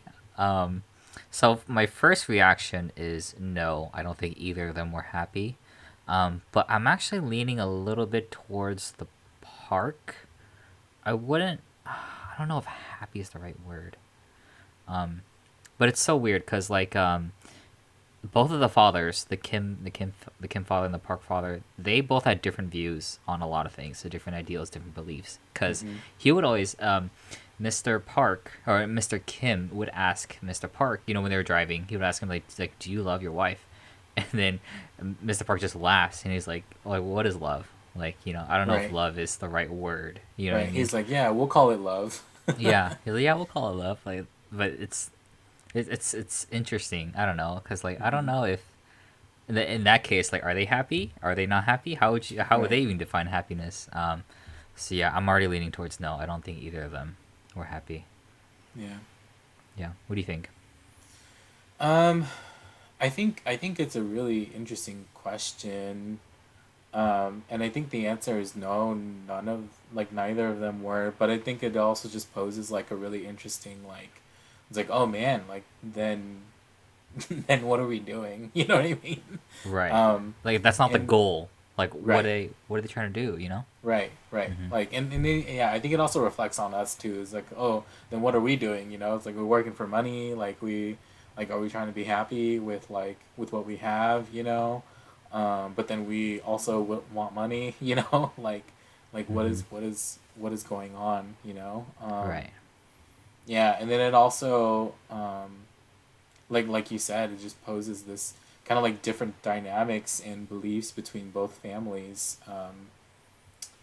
Yeah, and and in the park's not really knowing what love is, and just calling what it is that they have, calling it love, but at the same time, um, yeah, like the Kim family always ate together, we never see any of them Mm-hmm. eating by themselves, um, whereas like the Park family, nobody Mm-hmm. eats together. They all eat separately. And so just like these dynamics and stuff like that, like it makes you want to think that the poor family's happy, but their continuous like struggle to like get money makes it seem like they're not. You Mm-hmm. know. Mm-hmm. Yeah. Right. Yeah. Okay. All right. So now, you guys have any closing thoughts? closing thoughts, I think that everyone needs to go see this film because it's crazy good. I keep trying to tell my friends, and they're like, "Is it scary?" I'm like, "It's a thriller. There are some parts that are a little intense." Okay, they're like, "If it's too scary, I don't want to watch it." I'm like, "Seriously, guys? Like, it's not that bad." It's Jessica, intense. this is what we're trying to tell you all the time. No, I don't believe you, but people should believe me. See? This is what we're trying to tell you all the time, and you don't believe us. No, I don't believe you. Believe me, though. Believe in me. Okay? Believe in me, people. But yeah, so I would recommend for you to go watch this film and not look up any trailers. Well, if you heard this whole podcast, we spoiled everything for you. Well, now you have been spoiled, but go watch it anyway. Because we skipped on a lot of little details. So. That's true. Yeah, we skipped on a lot of details. We kind of just got to like the more vital, pivotal points of the story. But yeah, it's a great film. I know Jonathan doesn't agree with me, but from the Korean films that I've seen, they've never let me down. Like, they've always had good storyline, and I've always been very intrigued by Korean films, South Korean films. So and this is another one for the books. So yeah, I think this is just a great story about just the reality of a family trying to make it and provide, and having to, I guess, I don't want to say it's extreme, but to kind of do what you have to do to survive and to make ends meet. So I thought it was just a really good story, and it's very well told. Good job, Bong-Joon Ho. I am looking forward to what you do next. What's your rating? I know you rate stuff. Oh yeah, this is like a 10 out of 10. Whoa. Wow. This is a 10. This is a 10 out of 10, okay? Like, this is probably going to be one of my Larry House's like top list of films. Like, this is up there. This is like up there. Yeah, cuz after the movie I was just like, wow. My mind is blown. I'm like, what did I just watch? I had to watch it again. So, yeah. Yeah. Okay. This is like one of the movies that I could probably watch over and over again and not be tired of it. Yeah. 10 out of 10. Jonathan? It's a really good film, and I think that people should watch it. Do I think it's for everybody? No. I think there are some people who are not going to appreciate it for what it is, and that's unfortunate. For example, the people who are in the Academy and don't vote for Best Picture, don't vote for it for Best Picture. Those people just don't get it, It's probably because they're rich. Instead, let's vote for this misogynistic and racist movie, Once Upon a Time in Hollywood. Let's vote for that one instead, And so, yeah, I don't think it's for everybody, but I do think that it is a very, very iconic piece of art that if you appreciate film, then you would appreciate it. Yeah, I think it's a phenomenal film, and I think that it is worth people's time. Yeah, that's what I think. Yeah. Yes. So I agree with both of y'all. I would definitely highly recommend this film to those who are interested in just really a story about family and just what they try to do to survive, to live, and the different perspectives on family. So yeah, I would just highly recommend it. I think it is a little up there in terms of artisticness. It's a little up there. So it's not for everyone. As Sheldon said, it's not for everyone. If you're looking for something like guns and explosions and all that crazy stuff, you don't get that until near the end. But well, there aren't really any explosions or guns. But you won't get anything like that until but like when like stuff like that hits the fan, like it really hits the fan. So this is more like a social thriller along the lines of Jordan Peele's works. It's very similar to that. So just kind of go in watching this film with that in mind. So yeah, as I said, I would highly recommend this film. Okay. All right. So that pretty much does it for our review. Now we're gonna go on to like kind of things what we're talking about or what we're watching, what we're gonna watch, what we've been watching, that sort of thing. Yeah. Do you want to go first, Jonathan? Sure. So let's see. I'm really excited for Chilling Adventures of Sabrina season 3. It's coming out on Friday, I believe it is. If you follow me on my blog, which I will also link down below, I'll probably write about it there once I finish binging it. I love Chilling Adventures of Sabrina. I think the first season was really great. The second season was good. So I'm hoping the third one doesn't, go to shit. Like that's always the hope. That's what happened with Riverdale. Riverdale season 1 was like really good. Season 2 was like okay, and then season 3 was like, what the heck is this crap? I keep telling people you're gonna run out of steam. You can't keep doing it forever, and until you run out of, you're gonna run out of stories to tell. Like that's just how it is. Like that's just the nature of things. Yeah. Yeah. So I hope season 3 is really good. We'll see where it goes. I just finished watching Weathering with You, which is Makoto Shinkai, which is his kind of like I believe it's his second theatrical debut. And so I really liked it, and I'm writing a blog on it soon, and again, I'll post it down below. And then I also finished watching High School Musical, the series on Disney Plus, and that was so much better than I thought it was going to be. So if you liked High School Musical, like when it first came out, I definitely recommend it. If you didn't care about High School Musical, but then you like complex high school drama, then I think that you would really enjoy High School Musical, the series. Yeah, those are kind of the main things that I'm thinking through and watching and stuff like that. Yeah. Okay. What about you, Jess? Trying to think. I honestly haven't been watching a lot again. Well, my shows came back from winter break, so I watched This Is Us, an episode today that came out, which was really good, and I was really teary eyed.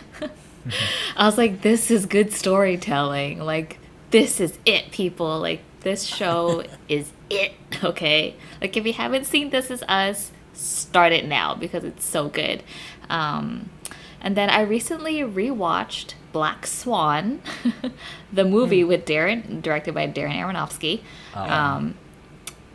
because BTS they had a song that's come out called Black Swan. And it's kind of based on that, and they have an art film kind of based on that too. So I was like, okay, let me rewatch this, and I kind of remember it the first time I watched it, but then I didn't.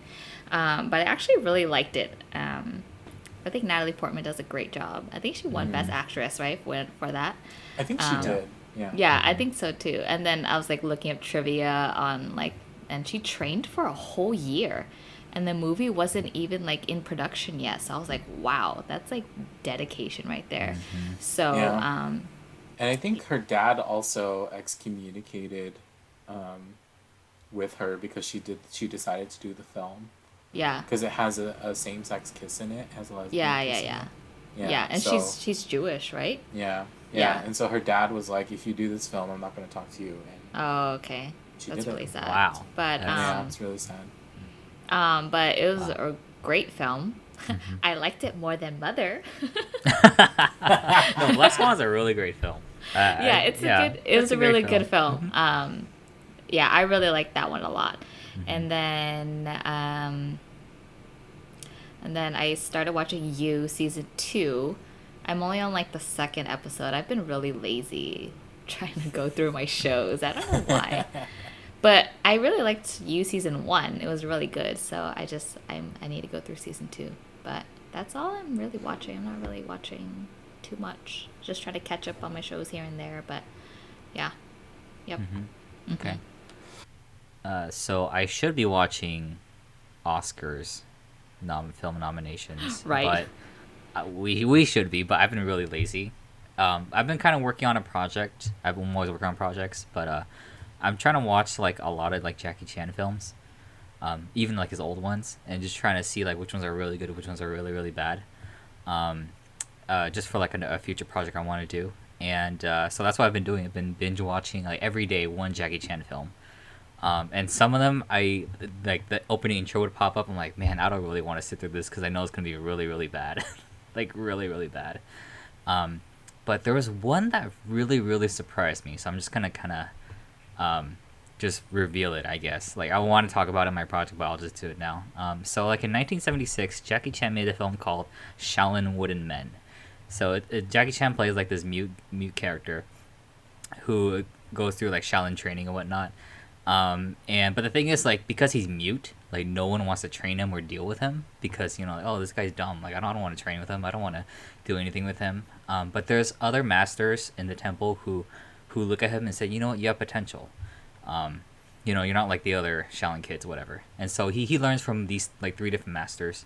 And one of the masters he learns from like teaches him everything, teaches all the fundamentals to pass the Shaolin Wooden Men test, whatever. So he passes it, and then this master tells him like, hey, like before you leave, I want you to do this for me. He's like, do you promise? Do you swear to do it? He's like, yeah, sure, I'll do it. So he does it. He fulfills his master's wish. And the whole time, Jackie Chan's character, what he's trying to do is he's trying to find his father's killer. So he took like a vow of silence to until he finds his father's killer and avenges his father, basically. So he goes through this whole thing. And the plot twist, is that one of the Shaolin masters was his father's killer. And when he discovers this, he breaks his vow of silence. They have a big fight. And then, like, the film was good already by then. Because this whole struggle of, like, training, becoming better. The film was already good by then. Until Jackie Chan stops the fight. And he says, hey, I'm going to forget my vow of... I'm going to forget my vendetta. My vengeance. If you promise to go back to Shaolin Temple and surrender yourself. And the master goes and says, okay, I'll do it. But then he fakes it. He plays around. He fakes it. Tries to kill Jackie Chan, but kills himself instead. And the film ends. And then for me, I'm like, what the heck? Like, why couldn't Star Wars do this? like, you see how easy that was? You see how good that was? You know what I mean? Like, that ending just showed so freaking much about like what character does, what a character actually is. It's probably a little more true to kind of the characters Jackie Chan tends to play. But yeah, that was such a it's like 1976, like around the time Star Wars was made. Like they made this film. It's like a really old Chinese martial arts film. It's about some dude who wants to who has all this crazy revenge mission, but like decides not to do it. Because he knows and he learned so much from what he did and how he got there. He remembers and decides to pull back and say, you know what, I'm gonna forget about this because I respect you. You're my teacher, whatever. All this stuff. I'm like, see, that's that's the good stuff that no one really does anymore. So I was just so disappointed when just comparing it to stories now. I'm like, man, what the heck? This is a diamond in the rough. This is a really really good film. And so I'm hoping that when I'm kind of digging through all these older Jackie Chan films, I'll find stuff like that. But yeah, that one just blew my mind. I was tearing up a little bit watching. I was like, what the heck? That's so good. But yeah, otherwise, been watching Untamed, a little bit of Untamed. I'm only maybe 12 episodes in. It's starting to slow down a lot. Untamed is this Chinese drama about these cultivator schools. Yeah, Jonathan knows. We're kind of watching it. It's a little bit. Has a lot of sexual tension between the two main characters. Yeah, the two male characters. The two male characters, yeah. It's really funny. Yeah. I can't handle it. But regardless of that, though, it's still pretty good. It's still pretty good storytelling, pretty good setting building, whatever. Yeah, but besides that, I haven't really been watching too much. I am looking forward to though the Turning, Color Out of Space. Those couple films will be coming out in this month, and we got to catch up on the Oscars, on the Oscar film nominations. Yeah. And I always tell I tell Jonathan just like at least watch the Best Picture films. You don't have to watch everything else because like I think it'll be impossible to watch all the other film nominations by the time February 9th comes around. But at least Best Picture. So that way we can at least understand, like, if we watch all the Best Picture stuff, we'll be able to look at it and say, yeah, okay, I think we understand why they Yeah. picked it, or we're like, why the hell did you not pick Parasite? Yeah. Or like, one of those. So Yeah. I was gonna say I forgot I tried watching The Irishman on Netflix. Oh my god, I could not sit through it. I could Have only you watch. seen- Have you seen Huh? Have you seen anything by Martin Scorsese I've before? seen The Departed. Okay. I can't remember that one what doesn't else I've count because that's seen. based off of a Hong Kong film. Oh, I don't know. I don't think it counts. Yeah. Because I it's don't like know. because Scorsese had something to work with. He had like Yeah. a plot thing to kind of work with. And But this one's based off a book, I think. and I guess he based the plot line off of that. I guess the book's really slow. Yeah, because oh my god, I was I mean, like, he based Silence off a book too. oh, Yeah. okay, Yeah, his previous film Silence was off Have of. you seen Okay. Silence, Jess? no. You should watch it. I think No, it's I- just you get bored. It's hecka slow. it's slow, but you should It's watch hecka it. slow. Oh my god, guys, The Irishman was like watching a okay. snail go from point A to point B. I was like, oh my goodness, when is this story gonna pick up? What was And the last film that was like that? Annihilation? Was it Annihilation? Yeah. Annihilation Natalie is good, Portman? though. Annihilation was good, but it was slow though. It was very I didn't slow. feel like it was slow when I It was was slow. watching it. I felt like Arrival was slow. Arrival was kind of slow. it didn't arrive on time. Arrival was so slow. When is this movie gonna arrive? But yeah, Scorsese's just a really, really slow. Yeah, Oh my Scorsese. God, That's just I the way get he it. tells It might be his stories. age too, That's hecka messed up, bro. I'm just kidding. That's hecka messed up.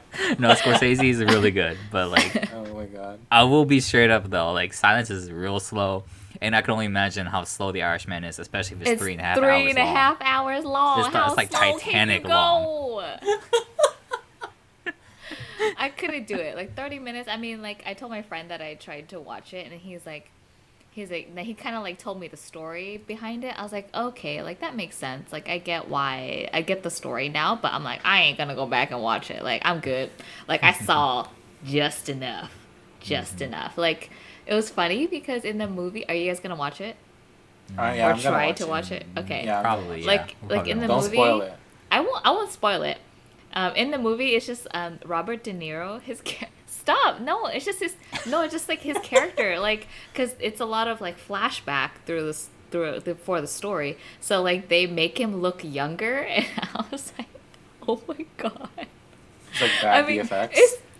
it's not bad per se. Like they don't make him like super young, like he's 20 or something. But Didn't like, it like get nominated for best visual effects? did it? It did, yeah. I don't know. So if you didn't like it, then it must not be good. No, it didn't get visual effects, but it got Okay. like Like That's the why.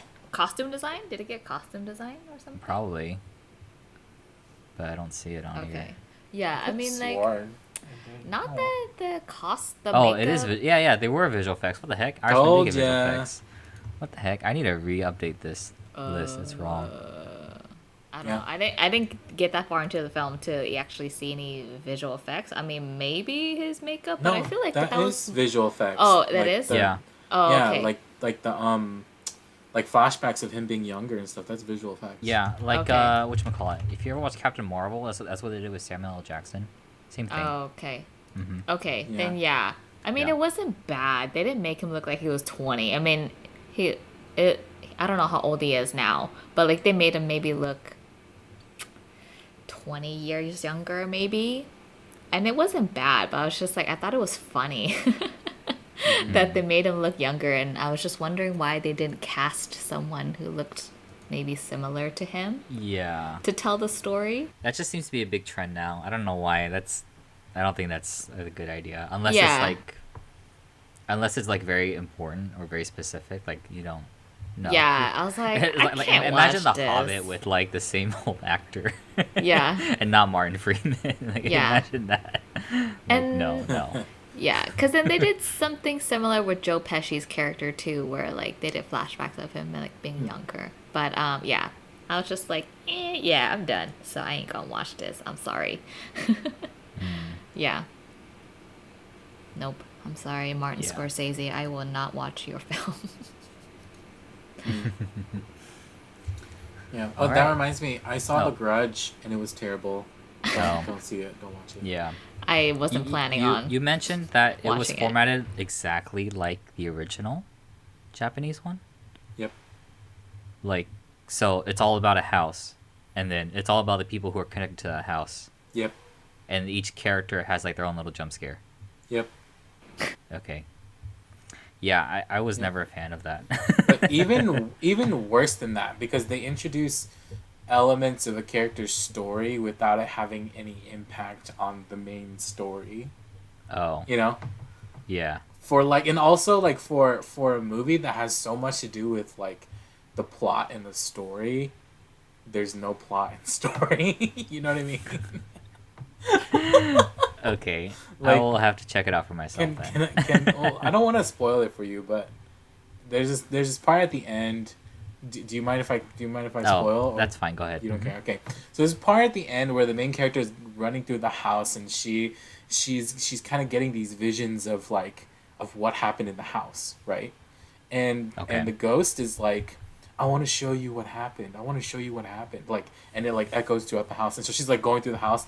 Literally nothing happens. Like, she's like, I want to show you what happens. I want to show you what happened, and I'm like, girl, nothing happened. Like, what? What do you want to show me? Like, nothing happened. You know, like, it just didn't make any sense. I'm just like, okay, like, nothing is happening. What do I you mean you always want to show me something? You I know, always wonder how these movies get green lighted. You know what I mean? They're like, because it's Sam Raimi. I That's don't, why. I don't I even don't know know who that why. is, but He's the producer who originally came up with the idea of Spider-Man. So he's the one who behind the Tobey Maguire like Spider-Man series. oh, Yeah, so he's like Yeah. big name. yeah, but it's Tobey Maguire Spider Man. Like, why would Yeah, I you know, say which isn't yes? great. Which I was Yeah. like, why would you say yes to the guy who made Tobey Maguire Spider Man? Yeah, I'd be but like, then it's just Sam Raimi. He just has a big name, and so you know. that's. I think that's so dumb. Like, you know how it is like in Hollywood. Like, if you have a big name, and even though you have like a crappy movie, like they'll still Yeah. make it. Hmm. Like, I But would what's want. Yeah, Yeah, I but need what's good real storytelling. interesting? Yeah, I agree. But what's interesting is the Newton brothers composed the music. Oh, that's what I was gonna say. The best thing about the film was the music. Oh, Like, really? yeah, because like I was listening to the music, right? I was like, damn, this music hella good. And then at the end, it was like music by the Newton brothers. I was like, I knew it. I knew it. I knew it. Like Wow, listening to it, I was like, oh they're my gosh, really good. the, Okay. the Oh, music is so good. And John Cho was amazing. Other than Hmm. that, I mean, the cast was also really, really good, but the story was just so bad. It was just so bad. It see, didn't as even- a it's like, I don't get it. Like as an actor, I don't know if I'd ever want to put my name to a story that I didn't believe in or that I wanted to tell. Hey, if you Yeah. get paid for it, like a good amount, I you don't might know. do it. Like, okay, I don't that's why actors know. pick up bad gigs too sometimes. You know what I mean? like KJ Appa and and the was Jeremy Camp movie that's coming out. See, I don't. There's I a what mean, movie? What? I The don't know because Jeremy I. Camp, Camp movie. movie? Yeah. Oh yeah, Jeremy Camp I think you movie. told us about that last time. Or you Yeah, told so me or something. Oh, KJ that's funny, I didn't Appa, who is like the Yeah. star of Riverdale, like one of the hottest hotties out there right now. Like he's like he's playing the role of Jeremy Camp in the new Jeremy Camp film. I was like, what are you doing? You know, like what Hey, the if it heck? It's pays, so if weird. it pays, you know, you want to experiment and push yourself, right? Whatever. Whatever. I don't know. I feel like if I was an actor, like if I didn't believe in the story or think I could portray it well, I don't think I would do it. even if it paid money. That's just me, but I don't know. Yeah, but Like, we're not like Leonardo DiCaprio or Will Smith. Unless you're up to that so you get status, to choose what you want. Yeah, you can't really choose what you really, really want. Yeah, yeah. Oh, and then I was gonna say I haven't been watching a lot of stuff because I've been reading our book Oh, Mm. right. that we're Mhm. like trying to write about. So I've been Mhm. trying to do like research on that too. Yeah, And yeah. then I got to and then I got to the chapter about war. Yeah, the war chapter is really good. Yeah, so I was like, oh, I was like, this could be a good story to tell, like the secret war. I wouldn't want to tell it documentary style. I'd want to tell like an actual story.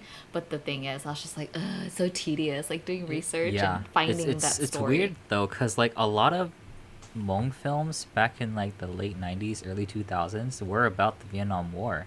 Yeah. Yeah, the Um, Chow Fa films.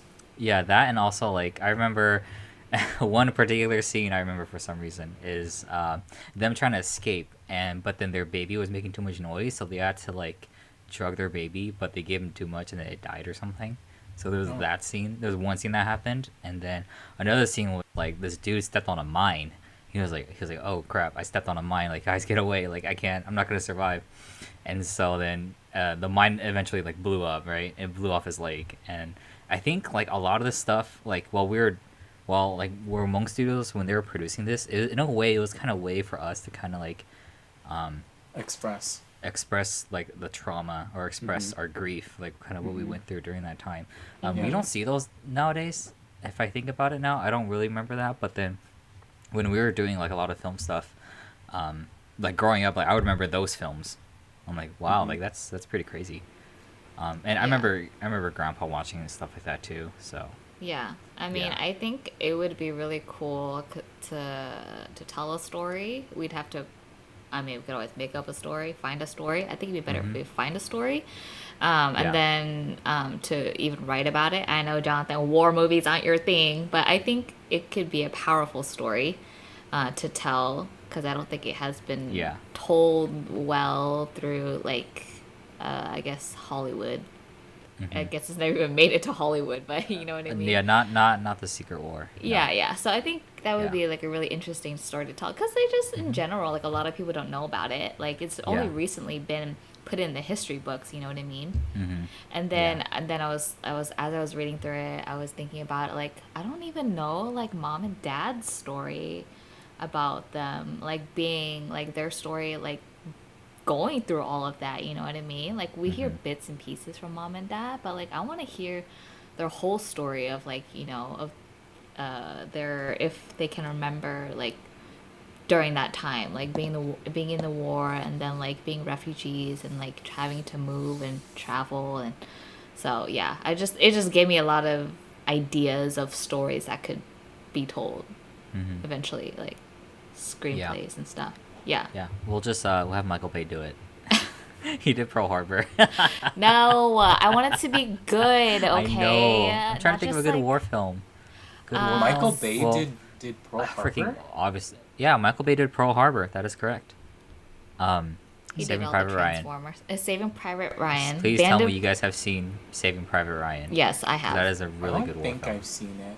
You need to freaking watch Saving Private Ryan. If you so picky about war films, you don't like war films. That's Well, a I really mean, good war film. I was telling Jess that like there's like war TV shows that I really liked, like Band of Yeah. Brothers is Yeah, really Band of good. Brothers is really Band of Brothers good. is Yeah, really good. I mean, yeah, Steven but Spielberg even produced that too. So. yeah, it's just like Hmm. most war films. I just don't really like them. Like Yeah. I didn't really like Pearl Harbor. Yeah, Well, that was I was was I more was like a love story. I was joking and about war Pearl was just Harbor. there. Kind of pissed me off. Pearl Harbor is not a good film. I was joking about it. Yeah, It Pearl has that's a Harbor more. lot of pisses guns me and off. explosions, and Yeah, it's Michael Bay. yeah. With like, if we, I don't know if I would ever write it. I'd probably write it with you guys, but yeah, I think it'd be a good piece of history to tell because it Hmm. hasn't been told yet. Yeah, Yeah. yeah, I agree. Mm-hmm. Yeah, I've Yeah. always proposed this to other people. I was like, I want to do something like Forrest Gump, but like from like about like what from like a Hmong person during the Secret War, kind of covered through different parts of history, something like that. But I Yeah. was like, maybe. but it's just a thought. Yeah. Yep. Okay, you guys have anything else to add before we wrap up? Nope, I don't think so. No? Okay. All right, so that pretty much does it for this episode of The Outside Story. So our next episode will be about the Oscars. We'll be talking about, I believe, our reactions and everything that won and got nominated, which will be on February 9th, 2020. If you're curious, Parasite, which is the film we just reviewed, got nominated for several categories, including Best Picture, Director, Editor, Best International Film Feature, Production Design, and Original Screenplay. So definitely keep an eye out for that. And we're hoping that Parasite was just going to sweep everything. Yes, sweep it up, sweep it up. I don't know. Probably not going to happen. Sweep it in their but bags. I know. you never know. You never know. You never know. The Parasite nomination could just is be a that win sleeper itself. hit. Yeah. Yeah, to be nominated is definitely something to be highly spoken of. But yes, so once again, I'm Larry. I'm Jessica. And I'm Jonathan. And thanks for tuning in.